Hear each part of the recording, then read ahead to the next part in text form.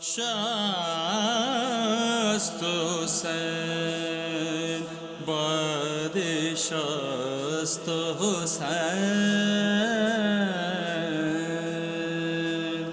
دین است حسین دیپن است حسین. اعوذباللہ من الشیطان الرجیم. بسم اللہ الرحمن الرحیم. رب اشرح لی صدری ویسر لی امری واحلل عقدۃ من لسانی یفقہوا قولی. السلام علیکم، میں ہوں فردوس علی. پیش خدمت ہے پروگرام غریب نینوا، جس میں آج ہم اس امام کا تذکرہ کریں گے جو تقریباً 40 سال خون کے آنسو رویا ہے.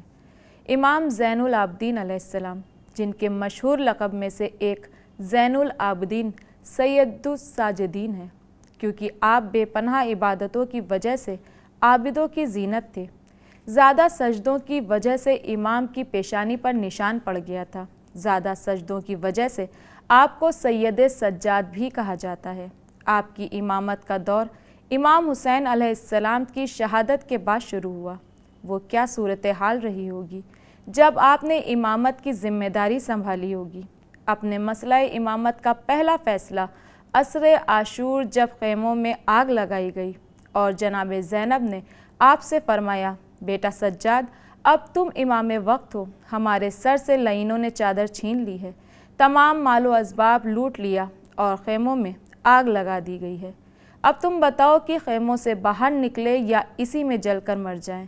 امام سجاد کی امامت کا وہ پہلا فیصلہ کہ پھوپھی اماں، جان بچانا واجب ہے، لہٰذا چہرے کا پردہ بالوں سے اور بالوں کا پردہ خاک کربلا سے کریے اور خیموں سے باہر نکلیے.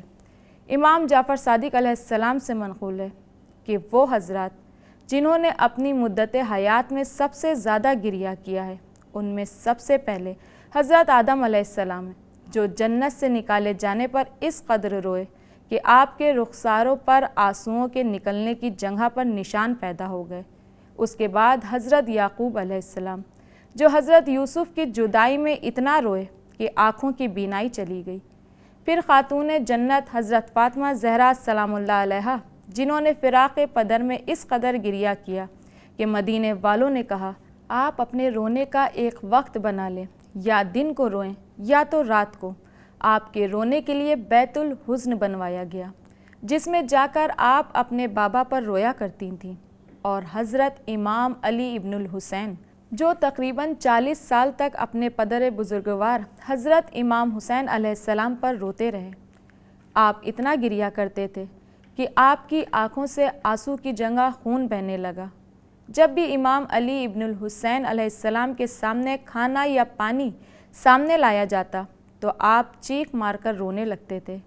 آپ کے ایک خادم نے عرض کیا کہ فرزند رسول، میں آپ پر فدا ہو جاؤں. آقا، اب تو آپ کا غم کم ہو جانا چاہیے، مجھے ڈر ہے کہ کہیں روتے روتے آپ اپنی جان نہ کھو دیں.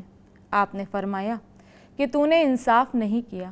حضرت یعقوب علیہ السلام کے 12 فرزند تھے، ان میں سے ایک ان کی نگاہ سے پوشیدہ ہو گیا تھا، تو آپ اس کی جدائی میں اتنا روئے کہ آنکھوں کی بینائی چلی گئی اور سر کے بال بھی سفید ہو گئے، کمر جھک گئی. جبکہ وہ زندہ تھے. میں نے کربلا میں اپنے بابا حسین غریب کو اپنے بھائیوں اور خاندان کے 70 افراد کو شہید ہونے کے بعد ریگ گرم پر خون آلودہ پڑے ہوئے بے بسی کے عالم میں دیکھا ہے. اب تم ہی بتاؤ میرا غم کیسے کم ہو؟ کیا گزری ہوگی بے کس امام پر؟ گھر کا ایک فرد بھی مر جائے، انسان نماز تو کیا ہر چیز بھول جاتا ہے. یہاں پورا گلشن زہرا اجڑ گیا، یہاں ایک ماں کی ساری نشانیاں اجڑ گئیں. امام سجاد علیہ السلام کو سب سے بڑا غم کس کا تھا؟ کیوں اتنا گریہ کیا؟ کربلا میں سب سے بڑی مصیبت کیا تھی؟ امام سجاد علیہ السلام نے یہ نہیں کہا کہ مجھے میرے بھائیوں کی شہادت کا غم ہے، مجھے میرے بابا حضرت امام حسین علیہ السلام کی شہادت کا غم ہے، بلکہ امام سجاد علیہ السلام فرماتے ہیں کہ شہادت تو ہماری میراث ہے. سب سے زیادہ مجھے شام، دربار شام اور شام کے بازار نے رلایا ہے. تقریباً 40 سال جو روتا رہا. سن 61 ہجری میں کربلا اور 25 محرم سن 95 ہجری میں آپ کی شہادت ہوئی. امام سجاد کو ولید بن عبد الملک نے زہر دے کر شہید کیا۔ امام محمد باقر علیہ السلام نے آپ کو جنت البقیع میں اپنے جد امام حسن مجتبیٰ علیہ السلام کے پہلو میں سپرد خاک کیا۔ امام سجاد علیہ السلام نے اپنی شہادت سے پہلے اپنے بیٹے امام محمد باقر علیہ السلام کو وصیتیں فرمائیں۔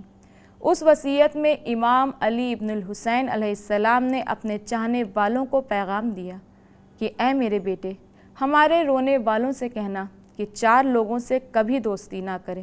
فاسق سے دوستی نہ کریں، بخیل سے یعنی کنجوس سے دوستی نہ کریں، جھوٹے انسان سے دوستی نہ کریں، اور چوتھا اس سے دوستی نہ کریں جو قطع رحم کرتا ہو، جو اپنے عزیزوں رشتہ داروں سے تعلقات ختم کرتا ہو۔ میرے چاہنے والے اس سے دوستی نہ کریں۔ آپ فرماتے ہیں کہ ہمیں وہ لوگ اچھے نہیں لگتے جو اپنے خونی رشتہ داروں سے تعلقات ختم کر دیتے ہیں۔